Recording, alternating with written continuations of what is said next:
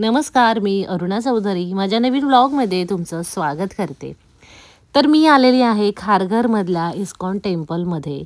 श्री राधाकृष्ण मंदिर आहे हे.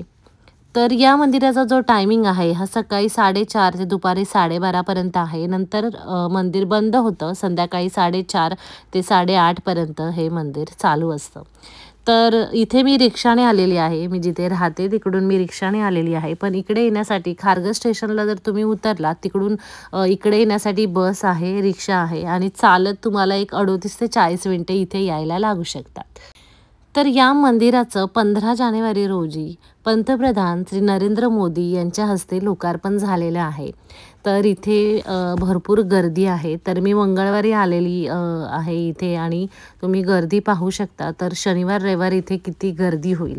तर हे जे इस्कॉन मंदिर आहे हे आशियातल्या दुसऱ्या क्रमांकाचं सर्वात मोठं मंदिर आहे. तर मग पहिलं मंदिर कुठे आहे तर ते बंगलोरमध्ये आहे.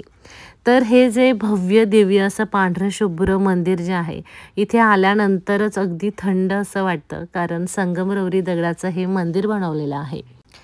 तर भव्य दिव्य असं हे 9 एकरमध्ये पसरलेलं हे इस्कॉन मंदिर खारघरच्या सेक्टर 23 मध्ये आहे.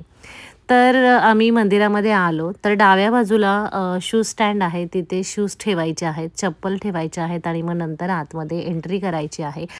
आतमध्ये एंट्री केल्यानंतर उजव्या बाजूला जे आहे ना तिथे कॅन्टीन आहे, एक हॉटेल आहे.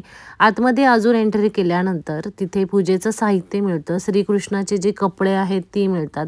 तसेच पुस्तकं मिळतात, भगवद्गीता मिळते. तसंच आम्ही मग आतमध्ये आलेलो आहोत.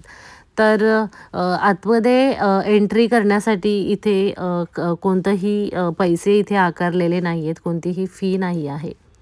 तर 8 ते 9 एकरमध्ये पसरलेलं हे मंदिर जे आहे ते बनवण्यासाठी 12 वर्ष लागले आणि 200 कोटी खर्च झालेला आहे. तर ह्या इस्कॉन मंदिराचं नाव जे आहे ना ते श्री राधा मदन मोहनजी मंदिर असे आहे. मंदिराच्या आतमध्ये एंट्री केल्यानंतर पी-ओ-पी जे आहे ना त्यावरती खूप सुंदर डिझाईन केलेले आहेत. तर हे संगमरवरी दगडाचे डिझाईन तुम्ही पाहू शकता. तसेच हे जे मंदिर आहे तर याच्यामधल्या ज्या श्रीकृष्णाच्या, राधाकृष्णाच्या ज्या मूर्ती आहेत त्या अतिशय देखण्या आहेत आणि मंदिराच्या बाजूने जे आहे आतमध्ये तिथे ना श्रीकृष्ण आणि श्रीराम यांचा जो जीवन प्रवास आहे ना तो असा 3D पेंटिंगमध्ये दाखवलेला आहे आणि तो खरंच पाहण्यासारखा आहे.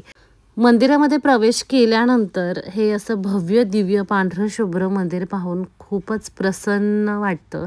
अगदी शांत आणि थंड वाटतं. तर इथे आम्ही फिरलो थोडा वेळ आणि बसलो. थोडा वेळ इथे टाईम घालवला. तर हा पूर्ण व्लॉग तुम्ही पहा आणि अजूनही चॅनलला सबस्क्राईब केलं नसेल तर नक्की सबस्क्राईब करा. हा व्हिडिओ लाईक करा, शेअर करा आणि माझ्या चॅनलला सबस्क्राईब करा. धन्यवाद.